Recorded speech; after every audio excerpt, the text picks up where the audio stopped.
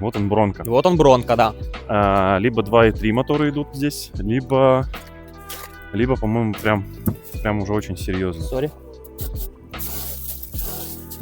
Откопали. Мы так долго... 2.3, да. 2.3, 36 тысяч долларов. Мы буквально сейчас поступил заказ для человека, для которого деньги не проблема. Мы рассматриваем Ford Bronco, коротыш, трехдверный, в жирнючей комплектации. Возможно, вот сейчас уже будем оплачивать инвойс. 71 тысяча долларов. Он обходится в Америке. Лимитированный. 25 года, без пробега. Плюс сборы, помощь нашего человека в Америке, транспортировки в районе там 80 тысяч долларов плюс-минус. Он обходится здесь, в Грузии. И с учетом таможни этого автомобиля, оплаты всех пошлин, этот автомобиль обходится в районе 11,5 миллиона рублей.